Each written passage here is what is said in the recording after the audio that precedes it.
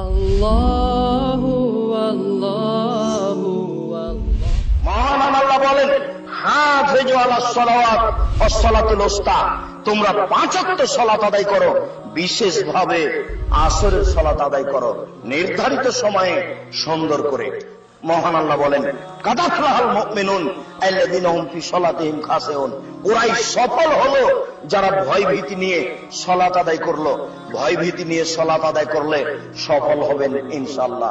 রাসূল সাল্লাল্লাহু আলাইহি সাল্লাম বলেছেন, ইসলাম নির্ভর করে 5টি জিনিসের উপরে। তার 2 নম্বর হচ্ছে সালাত। আল্লাহ 24 ঘন্টায় 5 ওয়াক্ত সালাত ফরজ করেছেন। সংক্ষিপ্ত বিবরণে আল্লাহ রাসূলের ভাষাতে বুঝতে পারছিলাম সালাত ফরজ। সম্মানিত উপস্থিতি, সালাত আদায় করতেই হবে যে কোনো মূল্যে।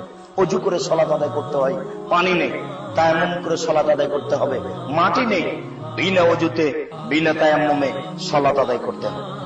দাঁড়িয়ে থেকে সালাত আদায় করতে হয়, দাঁড়িয়ে থাকা যায় না, বসে থেকে করতে হবে, বসে থাকা যায় না, শুয়ে থেকে সালাত আদায় করতে হবে।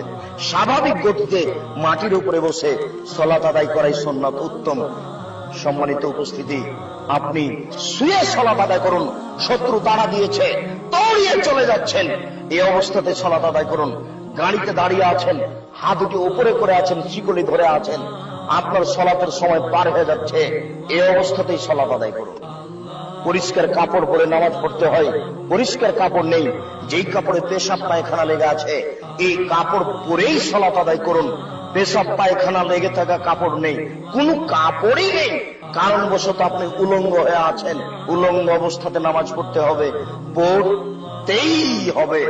নামাজ এমন একটা ইবাদত যার বিকল্প কোনো পথ নেই। সালাত এমন একটা ইবাদত যার কোনো বিকল্প নেই।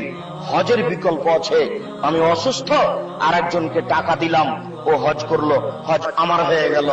সিয়াম রোজার বিকল্প আছে, আমি অসুস্থ, ফকিরকে সকাল সন্ধ্যা খাওয়ালাম, রোজা আমার, সিয়াম আমার হয়ে গেল। কিন্তু এরকম সালাত নয়। সালাতের উমরি কাজা নেই, সালাতের কোনো কাফারা নেই, সালাতের কাফারাই হচ্ছে সালাত। যে কোনো মূল্যে সালাত আদায় করতে হবে। এই কারণে সেই কালে ইমাম আহমদ ইবনে হাম্বল রাহমাহুল্লাহ বলেছিলেন, কেউ যদি অলসতা করে 1 ওয়াক্ত সালাত ছেড়ে দেয় তাহলে তাকে হত্যা করতে হবে। এই কারণে সেই কালে ইমাম আবু হানিফা রাহমাহুল্লাহ বলেছেন, কেউ যদি অলসতা করে 1 ওয়াক্ত সালাত ছেড়ে দেয় তাহলে তাকে জেলখানায় বন্দী করে পিটিয়ে সালাত আদায় করাতে হবে। বর্তমানে আরবি বিদ্বানগণ বলছেন, স্বামী নামাজ পড়ে, স্ত্রী পড়ে না, স্ত্রী সালাত আদায় করে, স্বামী সালাত আদায় করে না, তাহলে বিভাগ কেটে গেছে। আমরা বলছি সালাত ত্যাগ করা মহাপাপ, সালাত ত্যাগ করা মহাপাপ। সালাত আপনাকে যে কোনো মূল্যে আদায় করতে হবে। সম্মানিত দিনী ভাই, আমরা সংক্ষিপ্ত বিবরণে বুঝছিলাম সালাত আদায় করতেই হবে। এরপরে বলি, যারা সালাত আদায় করে না তারা কেমন? আমাদের নবী মুহাম্মদ সাল্লাল্লাহু আলাইহি সাল্লাম বলেন, মান তারাকা সালাত মুদাম্মাদান ফাকাদ কাফারা, কেউ যদি ইচ্ছাকৃত সালাত ছেড়ে দেয় তাহলে সে কাফের হয়ে গেল। আমাদের নবী মুহাম্মদ সাল্লাল্লাহু আলাইহি ওয়াসাল্লাম বলেন, বাইনাল আবদি ওয়া বাইনাল কুফরি তারকুস সালাত, মুসলমান এবং কাফেরের মধ্যে পার্থক্য হচ্ছে সালাত ছেড়ে দেওয়া।